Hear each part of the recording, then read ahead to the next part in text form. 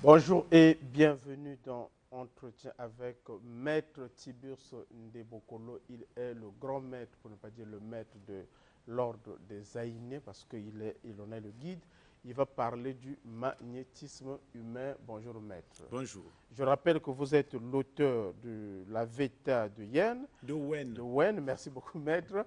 Et dans cet ouvrage, vous expliquez le magnétisme. Il y a quand même quelque chose qui attire mon attention, c'est que vous dites magnétisme humain.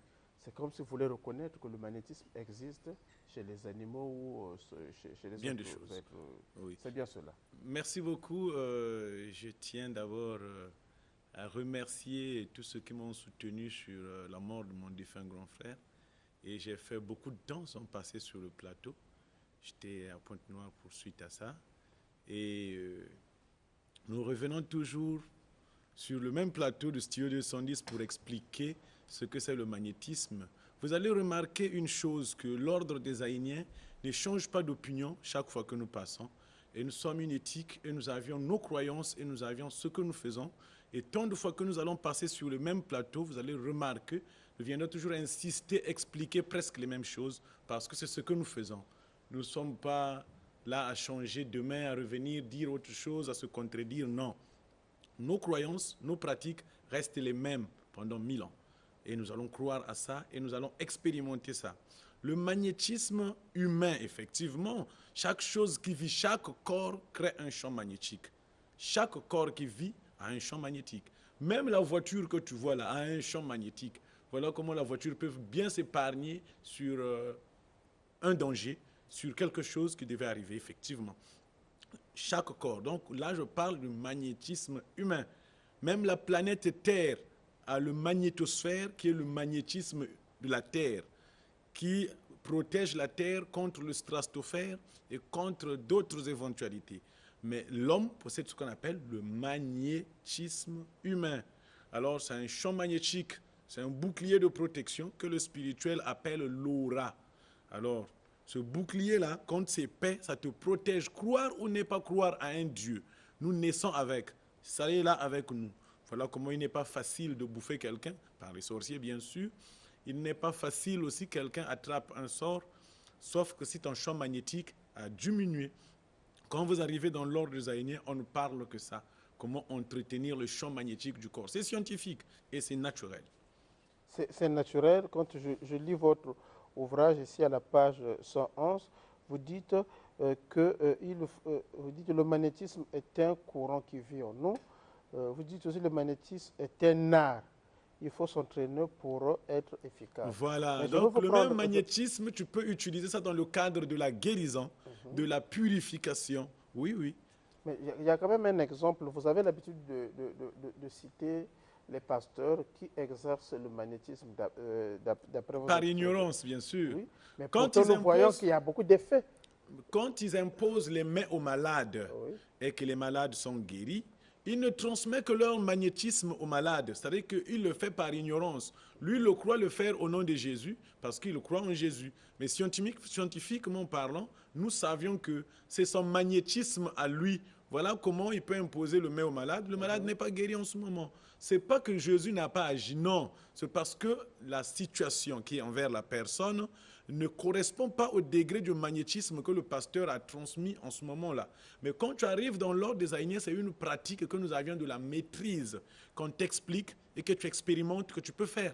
Vous dites aussi dans votre ouvrage que le magnétisme, au départ, il n'était pas un art de guérison, mais plutôt une énergie purificatrice que les Voilà. instances divines ont mis à la disposition de l'homme. Voilà. Qu'est-ce que ça veut dire? C'est comme quand nous mettons une propriété. Plus que la propriété est intense, plus que le milieu devient beau. Est-ce que cette propriété-là, au départ, c'était pour embellir le milieu? C'était juste pour se débarrasser de la saleté. Plus que tu te débarrasses de la saleté. Les impuretés, c'est une couche sombre qui couvre une personne. C'est une saleté spirituelle. Quand quelqu'un il remarque qu'il y a quelque chose qu'il ne voit pas, qui ne va plus dans sa vie, il arrive que son corps éthérique devient mince et son rayonnement magnétique devient de plus en plus mince, effectivement. L'aura devient sombre. Alors, qu'est-ce qui se passe? Il y a des saletés spirituelles qui viennent se poser sur la personne et après. Cette saleté spirituelle, après avoir se posé sur lui, donc tout ne va plus marcher. Alors quand tu arrives par exemple dans l'ordre des Aïniens, où tu vas quelque part, on prie sur toi, on t'impose des mains, on fait des comptes, on est en train de brûler cette couche sombre-là, qui fait que rien ne marche chez toi. On est en train de brûler cette couche sombre-là.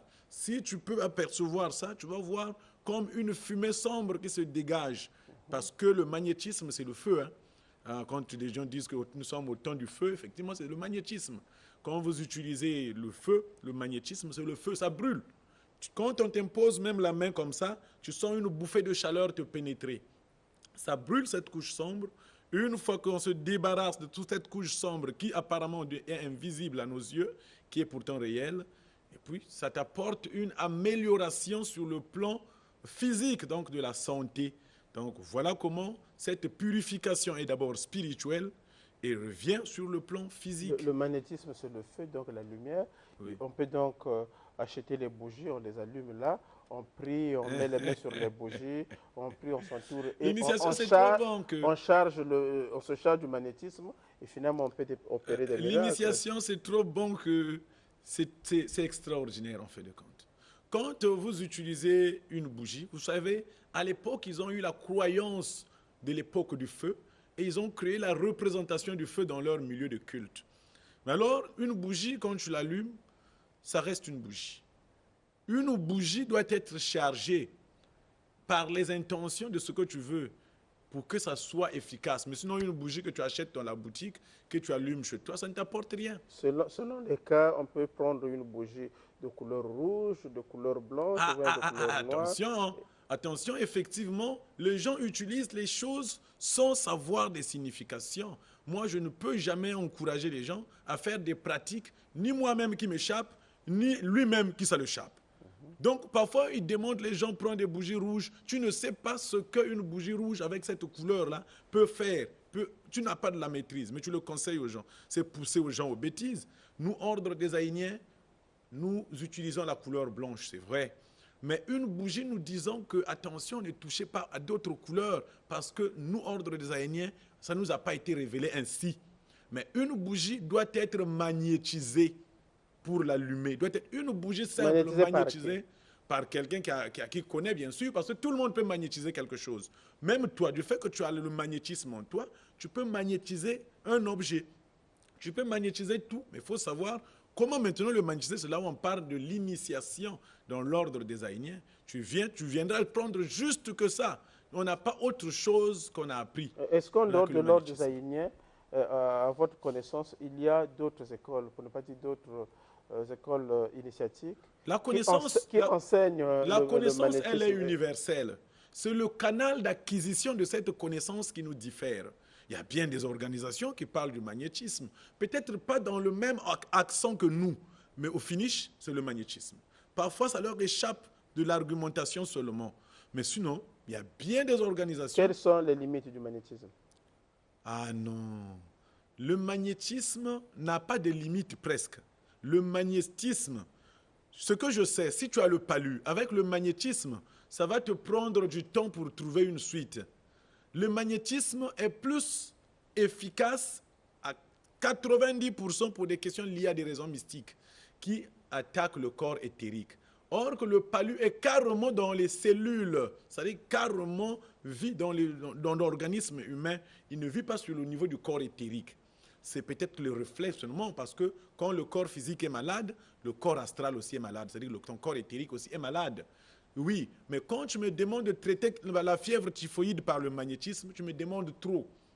C'est plus facile de prendre les médicaments et que ce temps-là, moi, je pouvais traiter d'autres personnes qui en souffrent des problèmes liés à des raisons mystiques. Donc, je ne dis pas que le magnétisme accuse des limites, mais le temps que ça va me prendre, les médicaments allaient agir plus vite. Or, les questions liées à des raisons mystiques, les mbassou, les mwanzar et tout ça là, les maris de nuit, femmes de nuit, avec le magnétisme, ça se coupe vite. Ça veut dire que c'est efficace, c'est concret et exact. Est-ce que le magnétisme peut-il avoir un effet sur les inventions ou bien sur le parcours d'un enfant qui fait ses études? Est-ce que le fait de le développer peut ajouter... Le magnétisme développe la quotient intellectuelle. Oui, très bien même, je dis très bien. Parce que dans la pratique du magnétisme, non seulement pratiquer le magnétisme, il y a la méditation à l'intérieur. Donc, ce qui nuit nos enfants parfois, ce n'est que parce qu'il n'est pas stable. Donc, quand un enfant pratique la méditation, les idées sont stables. Quand quelqu'un parle, il retient tout ce qu'on dit. Mais ce qui fait ça seulement parfois quand le professeur est en train de parler, lui, il est distrait. C'est ça le problème. Il n'a rien retenu. En lisant aussi, le cerveau n'est pas adapté. Plus que tu t'entraînes à transmettre le magnétisme, à pratiquer le magnétisme, ça développe la quotient intellectuelle. J'ai plein d'exemples. On m'a amené des enfants qui ne savaient ni lire ni écrire. À force de travailler sur le magnétisme, leur quotient intellectuel a avancé.